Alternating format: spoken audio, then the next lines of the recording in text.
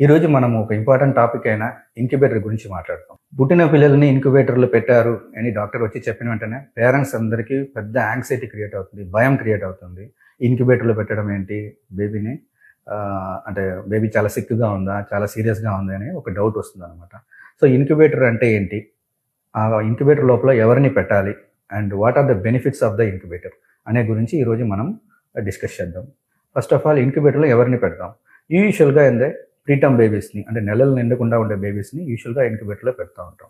వీళ్ళలో పుట్టిన వెంటనే వాళ్ళకి టెంపరేచర్ అనేది చాలా ఫాస్ట్‌గా తగ్గిపోతూ ఉంటుంది. టెంపరేచర్ లో అయ్యే కొద్దికి వాళ్ళకి సీరియస్‌నెస్ అంటే సిక్‌నెస్ అనేది చాలా ఇంక్రీజ్ అంటే పెరుగుతూ ఉంటుందన్నమాట.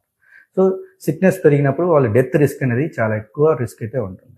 సో, ఇంక్యుబేటర్ ఏం చేస్తుందంటే బేబీకి కావాల్సిన టెంపరేచర్ కానీ మరియు హ్యూమిడిటీ ఒక కంట్రోల్డ్ ఎన్విరాన్మెంట్ ప్రొవైడ్ చేస్తుంది. ఆటోమేటిక్ సిస్టమ్ అనేది ఆ మెడికల్ ఎక్విప్మెంట్లో ఆటోమేటిక్గా బేబీకి కావాల్సిన టెంపరేచర్, హ్యూమిడిటీ ఇవన్నీ ప్రొవైడ్ చేస్తుంది. At the same time in case బేబీకి ఆక్సిజన్ రిక్వైర్మెంట్ ఉన్నా కానీ మనం ఆక్సిజన్ సప్లై కూడా ఇంక్యుబేటర్ ద్వారా ఇవ్వచ్చు. అండ్ వేరే వేరే ఇతర ఎక్విప్మెంట్స్ లైక్ వెంటిలేటర్ కూడా మనం కనెక్షన్కి ఇంక్యుబేటర్ అనేది యూస్ అవుతుంది అనమాట. సో, ఇవన్నీ ఇలాగ చాలా మల్టిపుల్ బెనిఫిట్స్ సప్లై చేసే ఒక మెడికల్ ఎక్విప్మెంట్ అనేది ఇంక్యుబేటర్. ఆ ఇంక్యుబేటర్ ఉండడం వల్ల మీ బేబీకి చాలా అడ్వాంటేజ్ అనమాట.